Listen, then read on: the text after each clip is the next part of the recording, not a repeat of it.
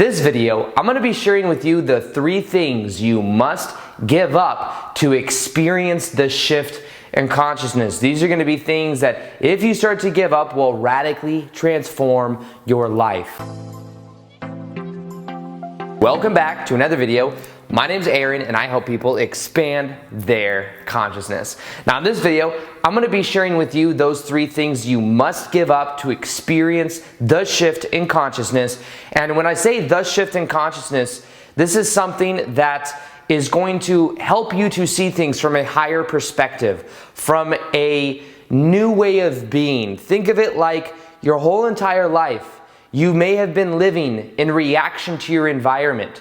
You may have been living at the effect of everything that's happening. You may have been living from a perspective of always wanting more, of things not being good the way they are now, of feeling like you're not enough. You may have been living your life like that. However, when you experience the shift in consciousness, everything begins to change. Now, the truth is this is within you right now.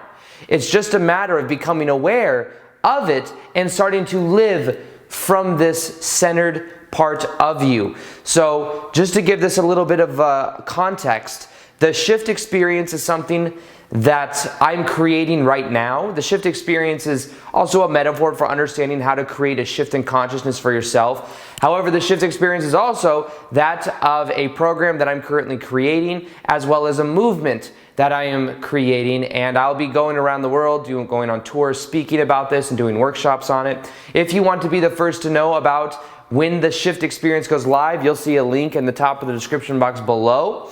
And it's something that I think is going to help a lot of people to shift into a higher level of consciousness. Now, let me first off say that shifting consciousness does not have to mean that we become enlightened, although there are some aspects of it that are enlightening, but it is about understanding who we really are at a fundamental level. Because even people that are enlightened will tell you that it's not so much that you can attain enlightenment, because once again, if we want to attain something, it means that we're trying to become and go somewhere that we're not, when enlightenment is actually about more being here in the present moment. However, just to give this a little bit of context, back about before 2012, that was when I went through a spiritual awakening and I started to experience the shift in consciousness. I used to feel a lot of resistance because of my past, a lot of resistance because of the way I identified myself, the labels that I had. And then what happened is I started to simply observe my thoughts. I remember that I simply decided I was going to learn meditation because where I was, I just knew that meditation could help me, because I had, at the time, what was called ADHD. I was taking Adderall for it, read up online and found the benefits of doing meditation, saw that it would pretty much give me the results that I wanted without the harsh side effects of Adderall, which is the prescription I was taking at the time. And then that drove me to learn meditation. I learned meditation. Within 2 or 3 days, my life started to change. I started to feel completely different. I remember that within what I'm about to share with you, when I was walking around my room about a week later, I remember walking around thinking, is this too good to be true? I felt, on average, about a majority of the time before the shift in consciousness, I felt at about a 3 to a 5 out of 10.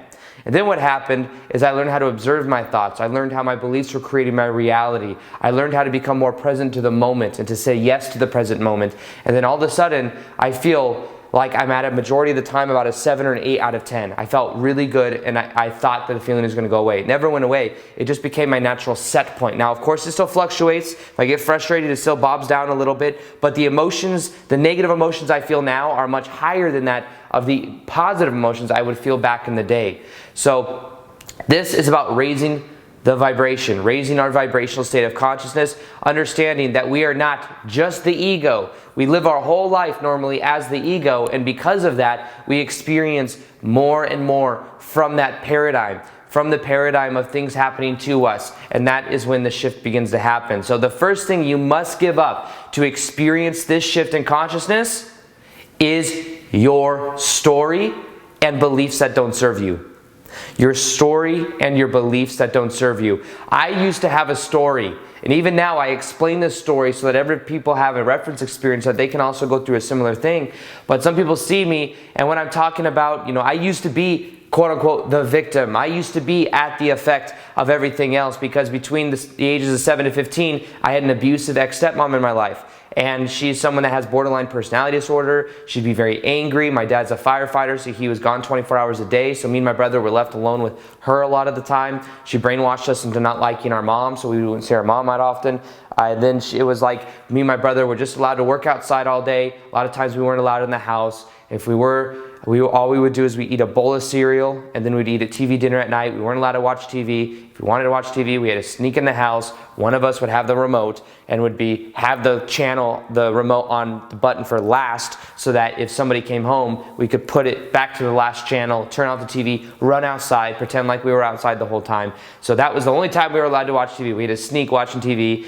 We weren't allowed to eat very much. It was just, we weren't allowed to we had to earn going to school. If we got in trouble, we weren't allowed to go to school activities like band camp or something like forensics debate tournaments. So it was until 15 years old, then my dad divorced her. And even after he divorced her, all of a sudden, me and my brother have all this freedom. We're allowed to have friends. We're allowed to eat what we want. We're allowed to do normal stuff like watch TV and stuff like that. And even after that though, 5 or 6 years after that, I still felt a lot of resistance. I still felt like, why did this all happen? I still felt like I wasn't worthy. And consequently enough, I kept attracting people in my life that represented my ex-stepmom, who was a very angry person. I had a manager later on that was the same type of personality. She would talk down to people. She was protected by upper management, so she was able to do that. And it took years for her to get fired. But you want to know when she got fired? She got fired within a week of me learning this kind of meditation. It's not even a meditation, this shift in consciousness, me becoming aware of my old story and becoming at peace with it and letting it go. Because eventually the pain from that old story led me to then becoming more present to the moment and seeing that it led to my spiritual awakening. So I was able to reframe all of that stuff that happened in the past. I was able to reframe it. And when I reframed it, that's when everything began to change. But I had to let go of the story and the attachment I had to what happened to me, because I had this whole narrative in my mind that this stuff is happening to me. I was at the victim. I was at the effect of everything that was happening. At the time as well, when I went through that shift in consciousness, I had a belief. And the belief that I had was that there was something wrong with me because I was identified as someone that had ADHD. I went to a doctor, they gave me Adderall, took that because I had a lot of energy, and then what happened was I felt resistance because I was like, why do I have this? And I felt like I needed Adderall in order to focus at work, and I worked at Nordstrom's and women's shoes, so it was like a commission-based job, so I would take the Adderall and make a lot of money, but then I would crash at night, couldn't sleep very much, couldn't eat very much, it felt horrible. So what I eventually realized is that I identified myself and thought of myself and thought it was a negative thing to have a lot of energy. I reframed that. I reframed that story. And when I reframed that story, I started to let go, and I started to see that instead what I could do is I could start to just balance out my energy every day. So I got a house that has grass over there. I live in Vegas. There's not much grass in backyards, believe it or not, in Vegas. It's mainly just dirt. So I actually have a house with grass, so I can ground myself every day so that I can meditate as well. I meditate 2 times a day. That's what I do now, and I reframed that of the way I view myself. And I realized when I started to observe my thoughts, not control them, but observe them, I started to become aware of all the stories I had about every different subject of my life. I had a story about money, the way money works. I believed that money was evil for a long time because of the way that money isn't backed by gold, and because thinking that there were major corporations, because money is corporation, all of this stuff. But that story didn't serve me. So I became aware of the story, and I decided to let it go. I decided to change my narrative about it. Same thing when it comes to relationships. I had a certain way I viewed relationships because I saw my dad go through 2 divorces. And because of that, it was a certain narrative I had about that. And what I had to learn to do was to observe that and then let that go. And to see that that did not have to be my reality.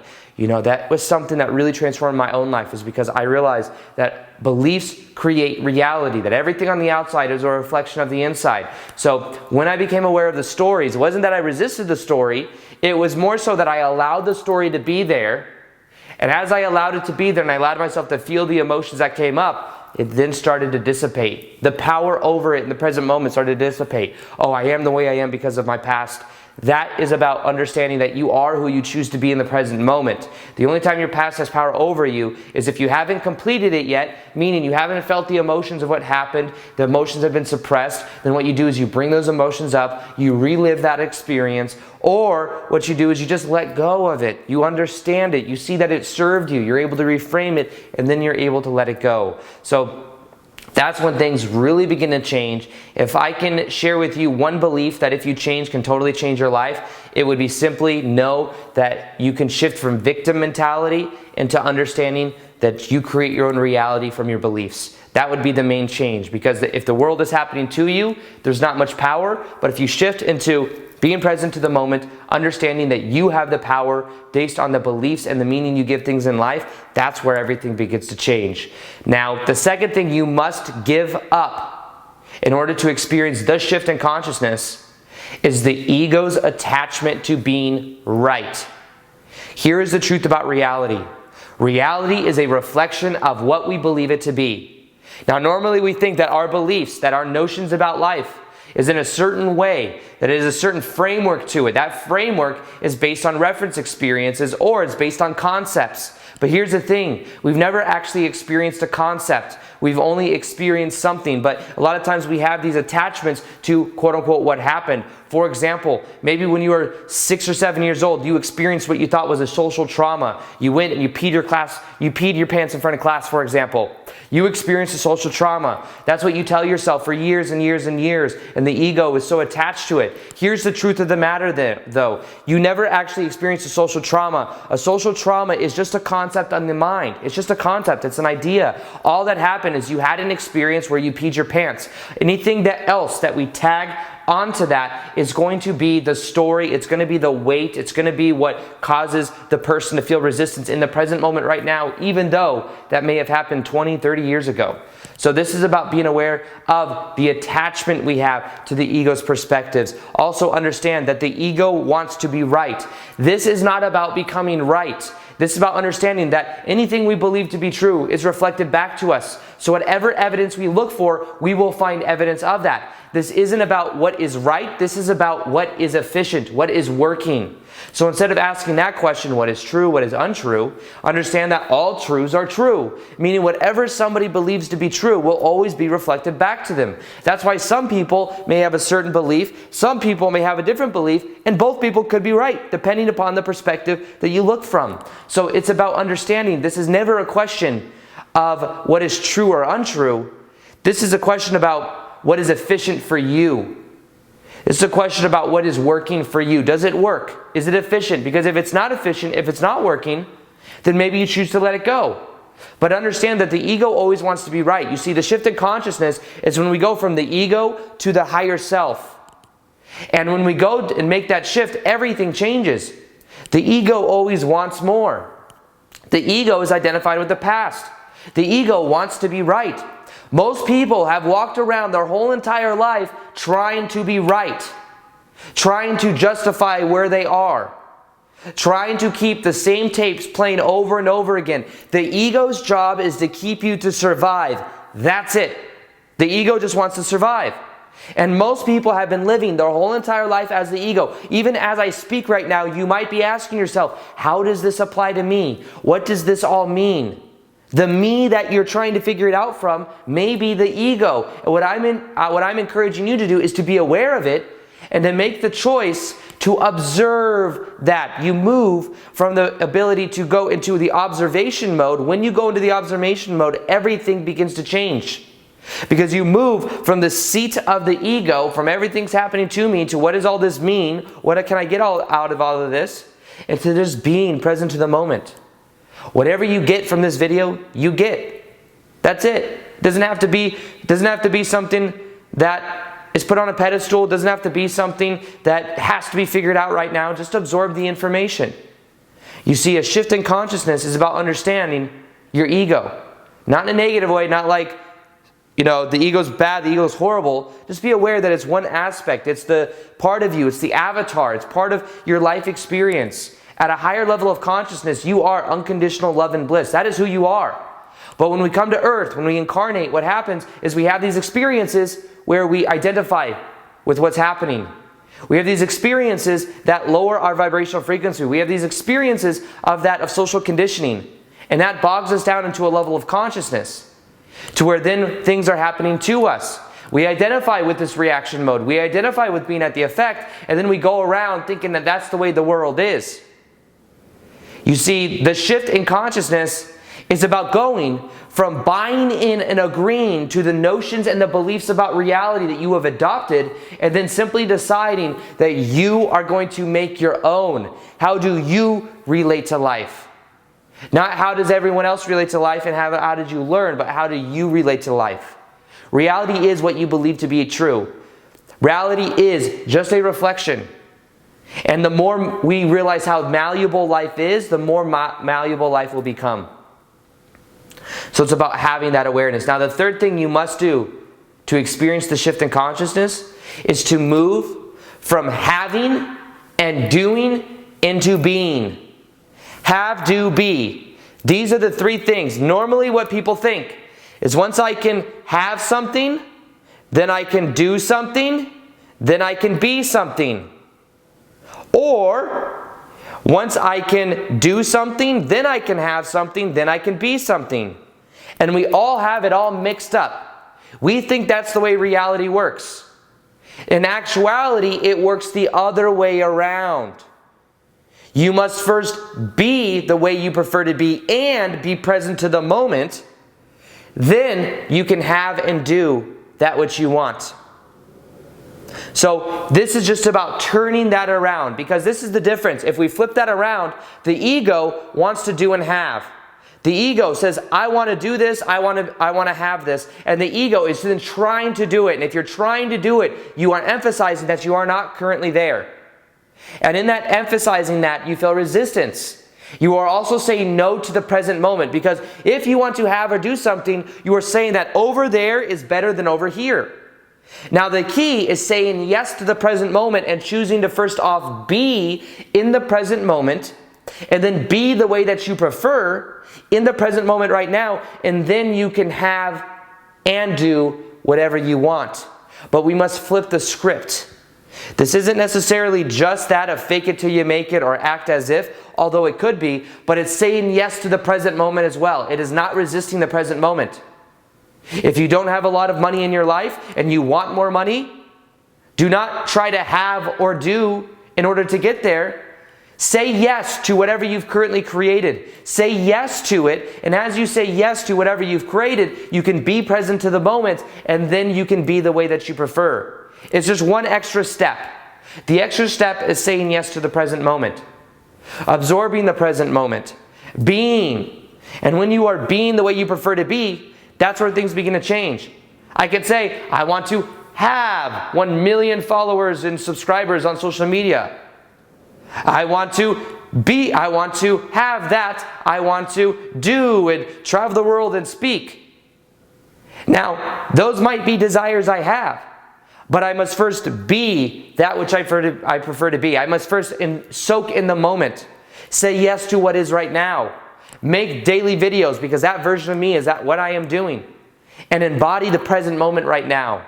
And the more I focus on embodying and saying yes to this moment, the more those things will come anyways. It's a paradox. But understand that the more you give up and you let go of trying to have and trying to do, and instead you just are, you always get in life a reflection of who you are. That's when things in your life will begin to change in a very powerful way. So the three things you must give up to experience the shift in consciousness is your story, identification to the past, understanding your beliefs create your reality, let go of what beliefs don't serve you. Secondly, understand your ego's perspective, trying to understand it all, your ego's perspective of always wanting to be right. The only prerogative of your ego is to survive. Be aware of that. Then make the shift into a new way of being connected to the higher self, and then you can let go of having, of doing, and you can be. Be who you are. Enlightenment is not an attainment, it is a realization. Everything in your life is what you believe it to be. Everything in your life has only the meaning that you give it. This is the shift. This is the shift in consciousness. If you want to experience the shift that is coming, go ahead and you'll see the link in the top of the description box below. You can sign up for that. Also, I'll be doing more live Q&As on Instagram. So if you want to interact with me there, I also post daily content there as well. You're gonna follow me there as well.